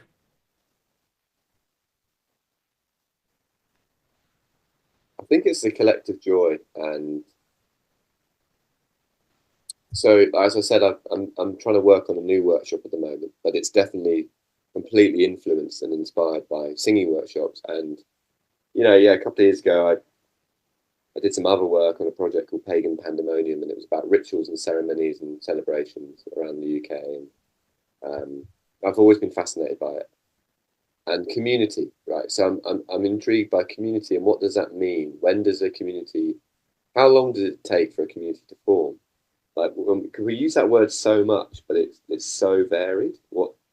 many meanings of that word is or are. And I like the idea that if you step into a room with a group of people, in fact, I'm running a workshop tonight in Lawson in the Blue Mountains, and I've got an idea to ask the group at the beginning, put your hand up if you know someone in the group and point to them. So I hope somebody knows, at least everybody knows one person. And then I'm going to say, look around the circle and see how many people you don't know and point to them. So then you point to a stranger, and then I say, walk over to them and pair up, get a buddy, and then learn their name. And the idea that you start with a blank canvas, and you might not know many people, but by the end of that hour or 2 hours, whatever's happened, you have formed a community, you could argue, to a degree, right? And it's an ephemeral one, right? It's not going to last forever, but nothing does. And this group right here, right now, is totally valid. And we have young people, we have our elders, we have our strong singers, we have our less confident singers, and we're going to gel. And I think that's why I'm really interested in warm-ups and rounds and different exercises. It isn't just all about singing. Like, I love doing clapping exercises and getting people to look at each other across the divide and clap at each other, and learn each other's names, learn about each other. Because otherwise, do you know what? I've been to a few dance workshops in Australia. I've started getting into dance, like sort of what do they call it? Conscious dance. Where it's like non-boozy. You got 5 rhythms. You got a static dance, whatever. Because I really like dancing. I'm a quite strange dancer, but I don't drink, so I don't often go out to clubs and bars and stuff. And so I've really enjoyed that. But the thing that was really lacking for me was any eye contact. I'd turn up and everyone was already kind of boogieing away, and the music starts quite chilled out and then it builds and sort of gets more chaotic. And I thought, oh, surely we're all going to start kind of locking eyes at some point and start dancing together. But no, everybody just dances in their own little kind of cell. Amazingly, they're busting some cool shapes. And then I went to one a few weeks ago, just before I left Adelaide, and we were encouraged to make eye contact with each other. And as we went around the circle, we might have a move, and if we saw someone else's dance move that we liked, we could copy them, and it was the biggest form of compliment, that you would then become a carbon copy of this person's dance move, and then follow them around. And everybody started giggling, and it just, from then on, the session just became brilliant, because we were like, oh yeah, we are a group of humans in a room. We are doing something. Yeah, it could be singing, it could be dancing, but we have to acknowledge each other, right? We're locking eyes with each other and going, we're all making this beautiful, silly, tender, terrifying, whatever sound together. And I think that's the thing that excites me, is the actual connection and collective joy, and how I think maybe some people are like, why are we clapping? Or why are we wiggling our toes? But I think it is all really, I wouldn't put it in the workshop if it wasn't necessary. Yeah, I like that in the workshop I attended, you did lots of exercises that encouraged us to make eye contact with other people, pair up, learn someone's name, learn an interesting fact about them. There was lots of exercises that were not just like sing these notes, but interact with somebody else in order to achieve the goal, or to complete the task, which is good. And I think I need to incorporate some more of that into my warm-ups. Clapping games are fun. I don't know enough of them, but my good friend Lucas, who's also my assistant conductor with one of the choirs, he knows tons of like clapping games and things like that, which are good because you have to partner up in order to complete the game. Yeah, and we did one the other week, which was actually super fun. It was actually really challenging, but super fun. And if you get it right, such a feeling of satisfaction. So Yeah, yeah, very much so. What aspect of choir leading do you find most difficult? I think it's just retaining for me, it's retaining the notes and the music in my head. But if I can speak to being really right at this moment, the thing that I've been finding the biggest challenge is I've been touring around Australia for 4 or 5 weeks, doing about 2, sometimes 3 workshops a week, and they change in length. So sometimes it's only I'm doing half an hour. I'm just dropping in on someone else's choir. Sometimes it's an hour long. Sometimes it's 2.5 hours. The thing that I think is the biggest challenge, and it's an exciting one, is finding the right material, finding the right song for the second half of the session, because you do loads of warm ups and rounds, and then finding the right song that is, it feels meaty. It's a challenge. We're going to learn a song. It's probably got lyrics. We're going to read the lyrics off some paper or off our phones. It's got some sections. It's got a structure and an arrangement, but it isn't too challenging that we can't finish it. But it's not too easy that it feels like a nursery rhyme and it's just like a walk in the park. And finding the sweet spot of that song. And interestingly, at the session that you came to, I taught Peaches, and I thought, actually, do you know what? That was fairly. We got there. Like, we could have spent more time on it and done more work. It could have sounded better. I'm sure there's a few wayward parts going on, but we got from the beginning to the end, and nothing terrible happened. And it was like, cool. The next day, I was like, okay, well, that's I found it. I found the perfect song.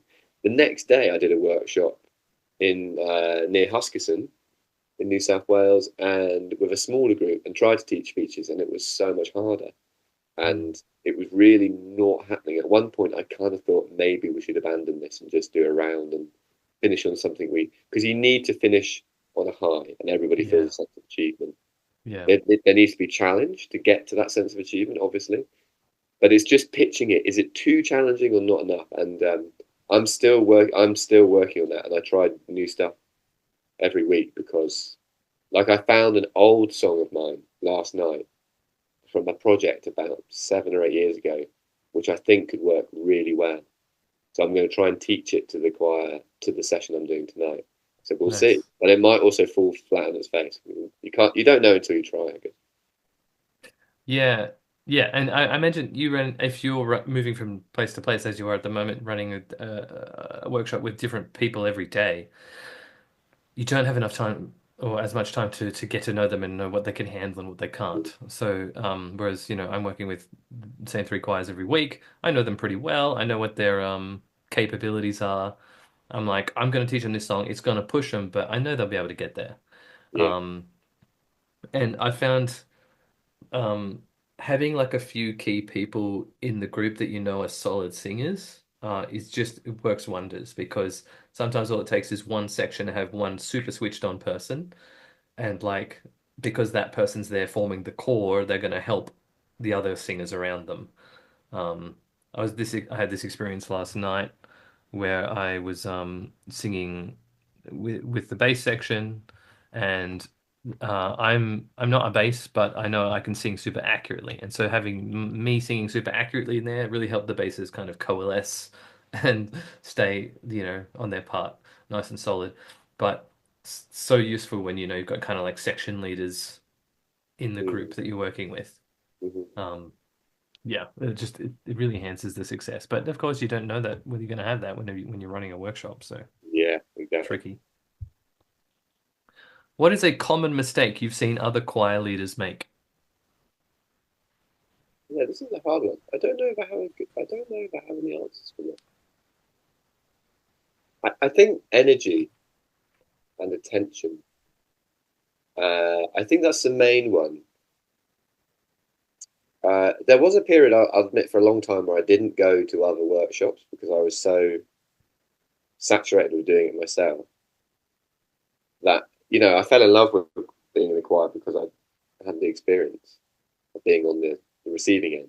And then when I was on the giving end, it was so all consuming. The last thing I want to do is then go and be a participant, And then I got dragged along to a workshop at a festival 2 summers ago in Cornwall, and I was like, no, I'm not coming to that. No.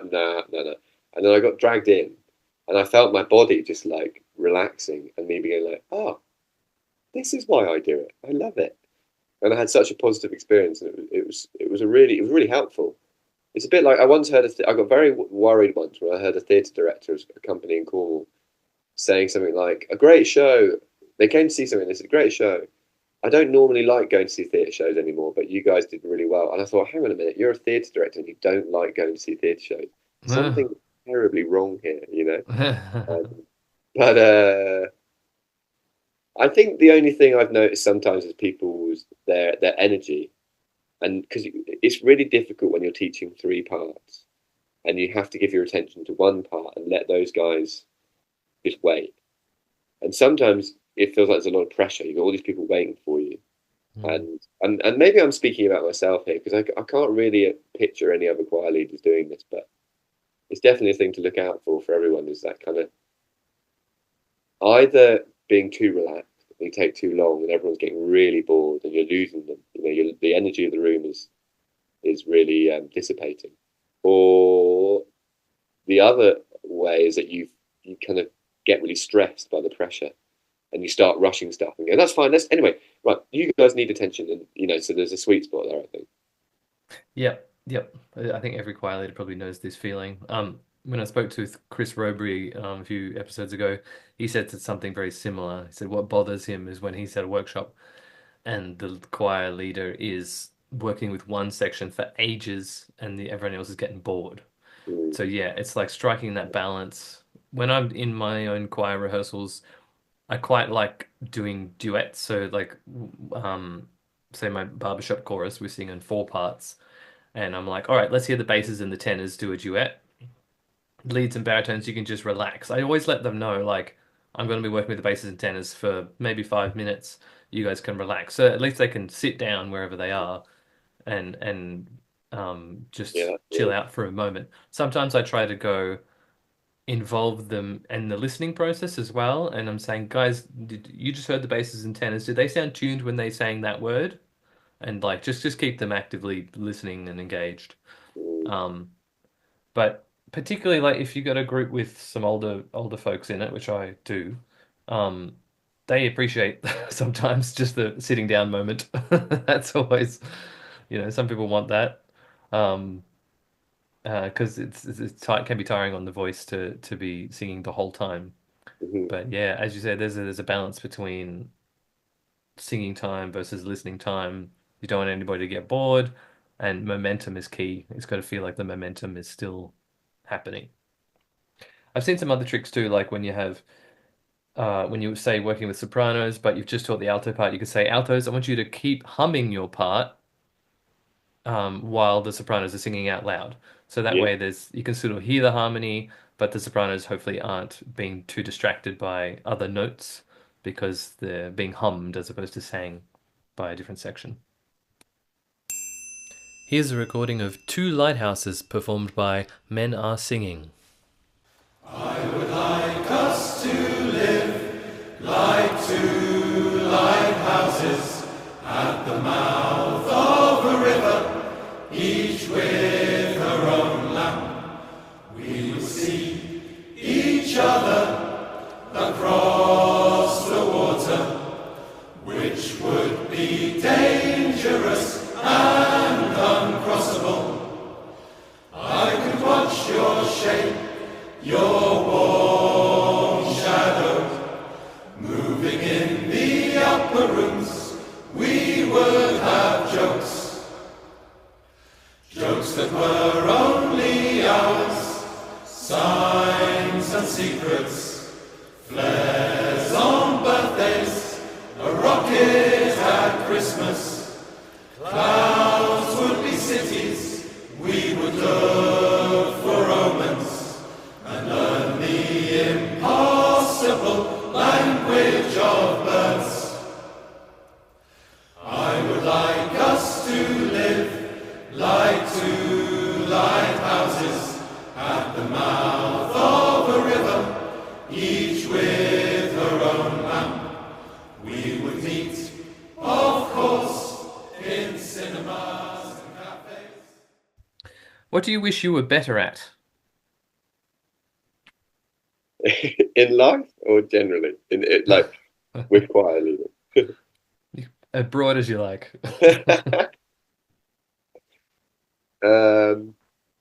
Prep. I wish I was a bit more. I mean, I'm just in a funny position here where I do a workshop. I come out the back end of it with loads of ideas buzzing around my head. But I'm also like traveling and trying to enjoy my time in Australia. And what I really should do the next day is wake up, sit down at a desk, and figure out all those ideas and kind of change that arrangement because that was a bit too high or that was a bit too low, you know. But I don't. I'm kind of trying to also. I'm staying with lots of friends, so I want to spend time with them and hang out with them. So by the time the next workshop comes around, I'm thinking, oh, I didn't get around to making all those changes, you know.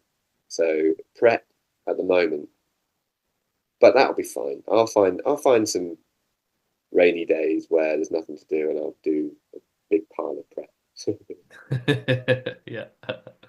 For me, like finding new warm-ups is actually a big part of it. So that's why I was so glad after your workshop that I recorded it. And I was like, yes, I've got 15 new warm-ups. Let's go. It's nice, isn't it? 'Cause it also refreshes it for you because I get bored of my stuff so easily, Yeah. and that's not good because then you're transmitting that to the group, and you know, and however much everybody says, "I'll remember," it's new and fresh for them.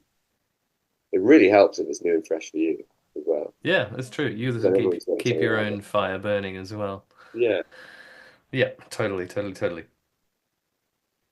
What do you wish more singers knew about being a choir leader? yeah. I don't think I have an answer for this one. I was thinking about this. Um, Sometimes we just need a little moment to ourselves. Sometimes after a hectic session, Yeah, you might just want a minute to, or especially after a gig, you might just want a minute to just like sit with your thoughts and come down from it. yeah, And sometimes people quiet, especially when you've been working with the same people, so you almost feel like a band, you know, or a theatre company. You're all in it together, but they sort of just come up and start talking about stuff straight away. Like, yeah, I used to find a thing with men I was singing where I turn up and especially in the early days when the guys didn't know each other that well. The only person they all knew was me, so they'd all come to me to talk about my week, and I'm like just about to start a session, and I'm quite nervous. I've got this new thing I'm going to teach, and the last thing I want to do is have small talk with you guys. yeah. Sometimes just backing off, but I say that worryingly because I wouldn't want everyone to back off all the time. You know, just there's a now and again a moment of peace is quite nice. Yeah, that resonates deeply with me. I've actually told a few people like at rehearsals, I was like, please don't talk to me before rehearsal because I'm trying to get my head in the game. I'm thinking about Yeah, what warm-ups we're about to do. yeah. Um, like I'm trying to write the plan on the whiteboard. I'm trying to do this. I'm trying to set up this and that. But people like just make a beeline for you, like, oh, there's Dan, I need to tell him the thing. And they just walk right up. Like, can't you see I'm like I'm busy right now. Yes, because you get to make Uh, yourself vulnerable. You are, you know, you are the holder of the space, mm, but there's a lot to hold, as we've touched on. And I think, yeah, sometimes not walking up to us and talking to us about what was on TV last night is helpful. Sometimes not to do that. yeah.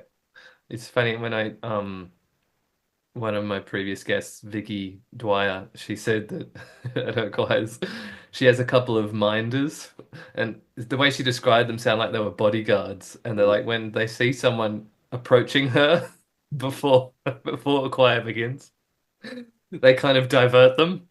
yeah, And that's good. I Yeah, thought it just that's rubs her ear and they pounce. yeah, secret signal. Yeah.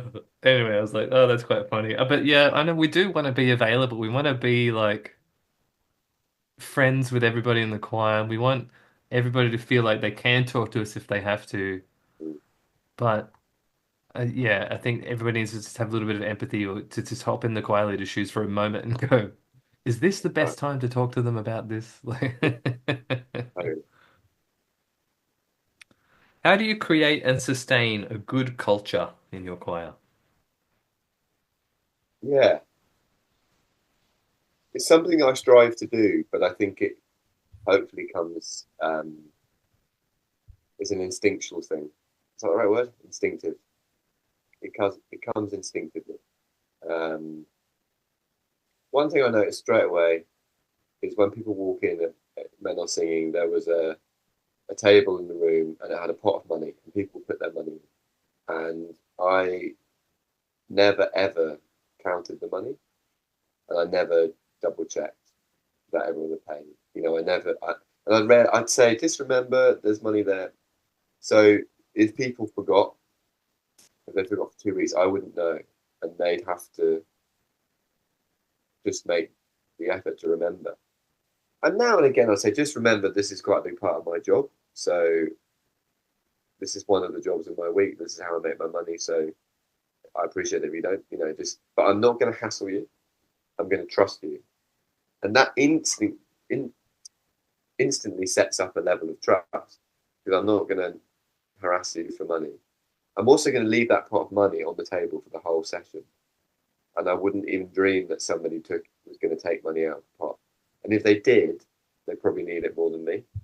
And they should have it. And I guess that's kind of been my attitude of a lot of things. And that's one thing. Admitting when you're wrong and being vulnerable quite early on. I remember teaching something. Oh, hang on, sorry. You go down at the end, not up, or whatever, of some melody, and going, my bad, and moving on and it being okay. It's a safe space to make mistakes. And, I mean, that's a bit of a loaded term, but I think it is real. The fact that no one's if you just make a joke about it, I think humor is really helpful. Make a joke about when things go wrong. I'll also say that I think with a bunch of blokes, swearing now and again made things feel more relaxed. Yeah. Like, oh, sorry, I got that wrong, or whatever it is. Even swearing about yourself, not in an aggressive way, of course, but like in a jokey way. I think that would make people more relaxed. I don't know whether that'd be the same for mixed gender, but particularly with blokes, I think it was helpful to curate a culture. Yeah, I think if you choose your moments, then and with any group, like if you choose your moments if like this is going to go down, if it's a bit of swearing, but it's sort of at nobody's expense, it's just kind Yeah, of a funny, you yeah, notice a funny opportunity, I yeah, can just drop it in. That's my yeah, idea, and then totally. as long as nobody's getting hurt by it, Right, or if it's you're making a joke about yourself, yeah. then that's fine because exactly. Um, yeah, I guess I find it hard to do. But apart from that, I don't make that many conscious decisions because I think it's just become quite instinctive. But like you were saying earlier about witnessing me dealing with people and kind of odd heckles, if you will. I guess that has come from my work with improv and kind of inverted commas stand up comedy. It's helpful the way you interact with people and friendliness and encouragement and positivity. Well, I played a game the other day called Yes Let's. I don't know if you've ever played that. It's No, just tell me. a classic kind of drama game where somebody says, let's all rub our bellies, and then we all have to say yes, let's, and then we do it, and we carry on doing it until someone else suggests something else. And we did it in the Collective Joy workshop, and it was going quite well. And I said, let's all run into the kitchen, and they went, yes, let's. And we all ran into the kitchen, and one guy just went, let's not do that. And then of course we all have to go, yes, let's. But the whole game is about opening yourself up and sometimes it's quite challenging. They might suggest stuff that you don't want to do, but you have to just put yourself into this mentality of, okay, let's try it. And it was so funny that guy just blocked. Like, it's about the opposite of blocking. And he was like, no, let's not do that. I don't want to do that. And he thought it was funny. And I wanted to be like, let's all psychoanalyze that guy who just blocked it. Yes, let's. And I think that I played it a few times with Men Are Singing. It can be you got to be sparing with it because it can be exhausting and an annoying game as well. But it definitely that provokes a sense of a type of culture of let's give it a go. Come on, why not? I like it. Something about I also like the phrasing, yes, let's. It's just, it We, sounds very. what happens is you then find yourself saying it just in normal context. Yeah. Like, should we go to the pub? Yes, let's. It's like, come on. Little default positive sort of affirmation. It's great. All right, I won't keep you for too much longer, but I've got two more questions. One of them, so I'm gonna give you one that comes from a previous guest, and then I'm going to finish on what I hope will be an interesting story from you. I'm sure it will be an interesting story from you. So this one is from a previous guest. If you had a magic wand and you could address or fix or improve one major element of your choir, what would it be? I don't know. I mean, I guess one thing is men are singing has stopped now, and it's sort of 6 months in the past for me. And so I can't help but look at it in a kind of rose-tinted way. Sure. I think if you'd asked me it 6 months ago, I would have a very live answer. Yeah. You know,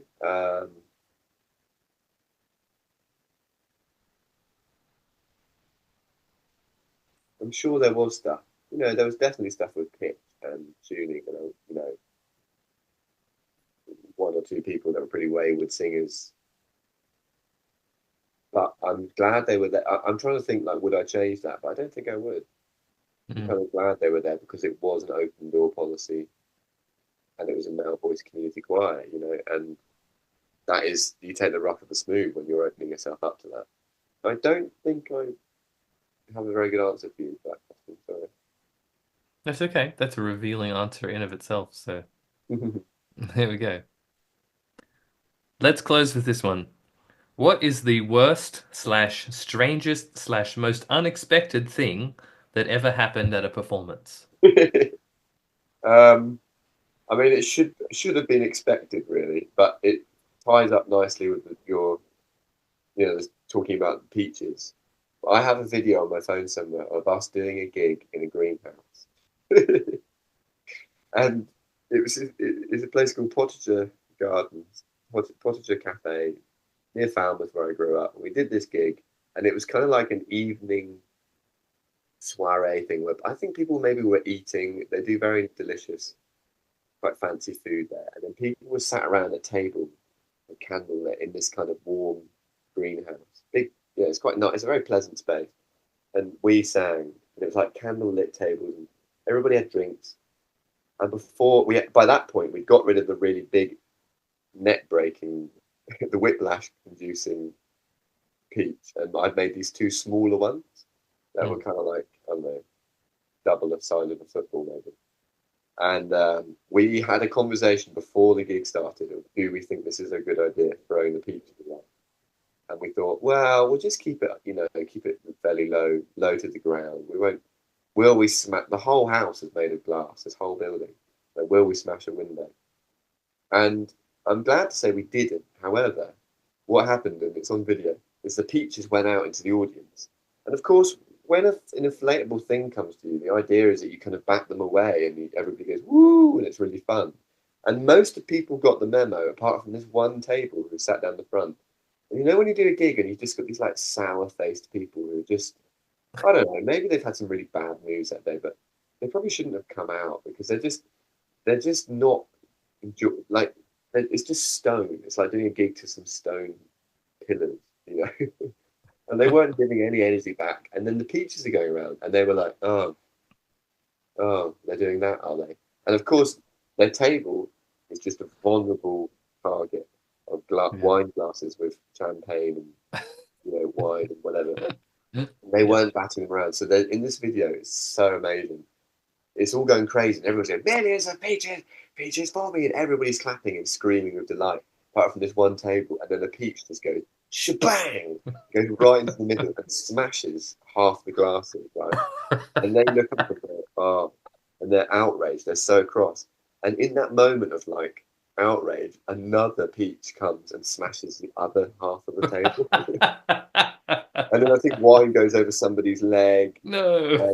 And what was weird in that instance is like it was nobody's fault because nobody, you know, it's like the collective of people smashed those glasses because you're not going to trace back to who touched the peach last, you know. Yeah, but yeah. They were kind of to blame because they should have just got on board with it. And at that point, it's the last song we do, and my heart started pounding. I was like, we're in trouble. They're going to kick off. So we finished the song quite quickly, and then we always exit singing "Naked in the Garden," the song that I wrote. And I had never got that song going as quickly my whole life. I was like, right, come on, "Naked in the Garden." Hey, in the morning, they're going to do that. Just got everyone when you're sort of on panic mode, what is it? Your adrenaline kicks in. Yeah. Like, let's go. And I think we probably did it twice as fast. And I just got everyone to get out the greenhouse as quickly as possible. And for some reason, I was really nervous that they were going to come over and ask us to pay for their drinks or something. And it was fine. Nothing happened. But I still, to this day, I've got that video on my phone. And now and again, I watch it. And I'm filled with this I'm baffled at how it even happened. But I also love that it happened. I just don't know how they couldn't get on board with the rest of the room. And then they paid the price. So, yeah, maybe that's our moral of the story is embrace the collective joy. Right. I think your drinks will get smashed. Don't fight it. Just open yourself up to it. Don't fight it. Well, Seamas, it's been a delight. Thank you so much. Really, you've given us a lot. You've given us a lot of great ideas today. Thank you for the workshop that I had the pleasure to attend. And I know Men Are Singing has retired for now, but if you start any new projects, I think the world will be a richer place for it. So do not withhold your choir leading from the world for too long. Yeah, thanks, Dan. Yeah, well, I think just on that, this new Collective Joy workshop, I think is going to turn into a show, and I'm going to be making it. Well, it'll be definitely inspired by the workshop, and the show is going to be about what happens when people come together, and the power of working title is the power of us, and it's about what humans can do, and it's not always positive, but hopefully most of the time it is, 'cause you can get. I'm sure collective joy was felt by the Nazis when they were burning books. Do you know what I mean? It's kind of it can have the evil effect as well. But I'm very much going to make this show with my director partner Aga about the positive side of it and protest and change and hope and I hope to be back in Australia next year performing the show. So, but also Dan, thanks for it's nice to come on a podcast and thanks for opening up such a it could be quite a niche topic for a lot of people, choir leading, and so it's really lovely to hear other people in the previous episodes and just be asked such and kind of informed questions. So it's a real delight. Well, thank you. That's the idea, that we choir leaders have a place to share their best ideas and also have a bit of a whinge about things that bother them and stuff like that. So yeah. Thanks, Seamas. I'll see you later. Pleasure. Well, folks, that's the end. Thanks for listening. We're going to leave you now with a recording of Men Are Singing, Seamas's group, and they're performing the amazing song Peaches by the Presidents of the United States of America. See you next time.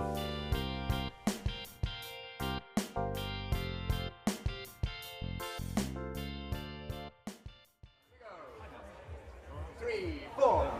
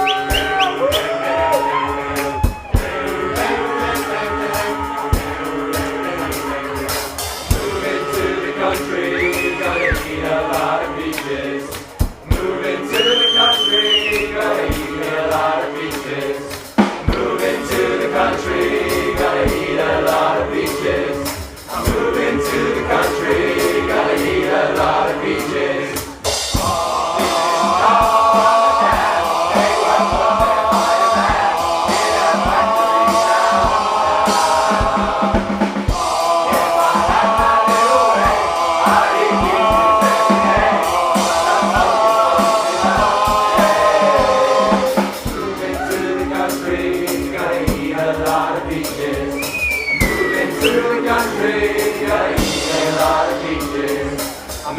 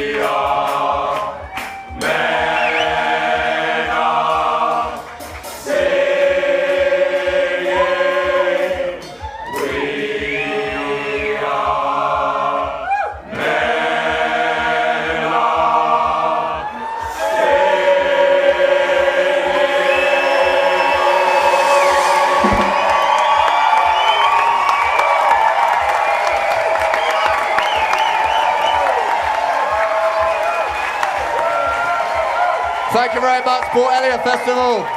We are Men Are Singing. Go outside and sing some more. Have a wonderful festival. Goodbye.